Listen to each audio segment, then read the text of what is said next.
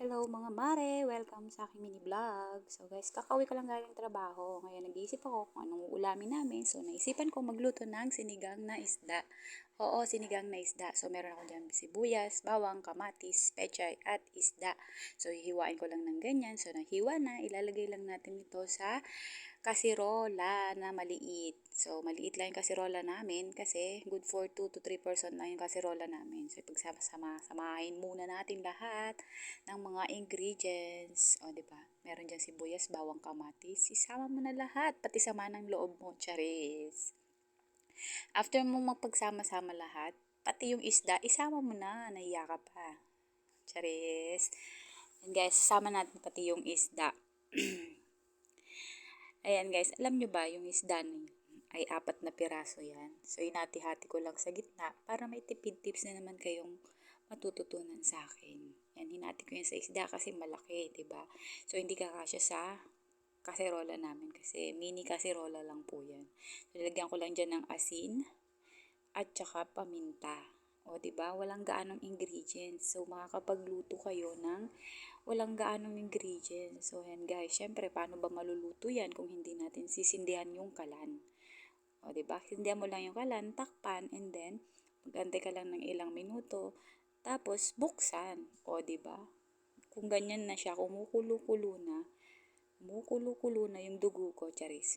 So, ilagay na natin yung aling pechay. So guys, pansin nyo, inuna ko dyan yung mga tangkay. Yes, yung mga tangkay kasi alam nyo naman siguro na mas mabilis maluto yung dahon kaysa sa tangkay. So yan guys, tignan mo lang siya, i-check mo, syempre baka mamaya sinigang yan, masunog mo pa, o diba? Jackpot ka niyan.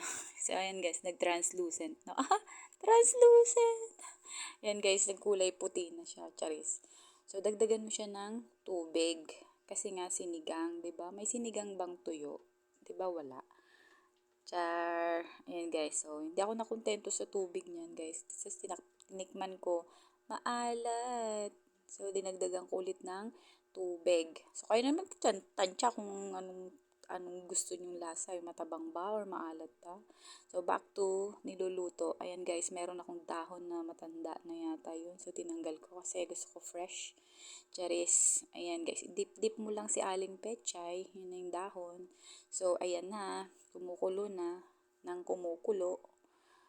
O, diba? Palatandaan na yan na malapit na siyang maluto. At saka, tingnan nyo yung kamatis. Pansin nyo, ano na siya, lamog-lamog na. Kasi luto na yan, guys. Mabilis na maluto yung isda. So, ayan, dahil nasobrang ko ng tubig, dinagdagan ko ulit ng patis. Gusto ko mapagod diba? Charis. Ay nga pala, kulang sa asin. So, nilagyan ko rin siya ng kalamansi. So, sa akin lang yun, ha. Gusto ko lang lagyan ng kalamansi, charis.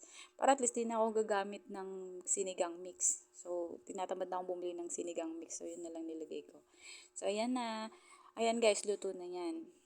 Tikman mo na lang kung anong lasa niyan. So, kung okay na sa'yo yung lasa, edi okay na. Sa akin kasi okay na o, diba? O, mukhang masarap naman na. So, sabi ko, sige na nga, okay na to. So, ayan na guys, ihain ko na kasi halatang gutom na kami kasi nga, galing kaming trabaho. So, kailangan kakain ka agad. Char. Ayan guys, serve na natin yan. O, diba? Kaya kayo, pag may isda kayo na malalaki, malalaki kasi yung nabili kong isda, kaya hinati-hati ko na lang muna. Since maliit yung kaserola namin. So, diba? Anong gagawin natin? Alangan naman ipagpilitan natin yung malaki. Charis! So, paano ba yan, guys? Kakain muna kami. Kasi sobrang gutom na kami dyan. O, diba? Ang sarap. O, diba? Kain tayo guys. O, pansin nyo, hindi ako nagra-rice dyan. Para kunwari, diet, diba? Kunwari lang yun, diet, syempre. Charis. So, guys, sana may natutunan kayo sa mga videos ko na walang kakwenta-kwenta. Char. Pero syempre, mahirap magluto ng isda, no? Alam nyo ba naman? Sinishare ko sa inyo kung ano yung mga mahihirap lutuin. Charis. So, paano ba yan, guys? Hanggang dito na lang muna at kami ay kakain pa. Bye!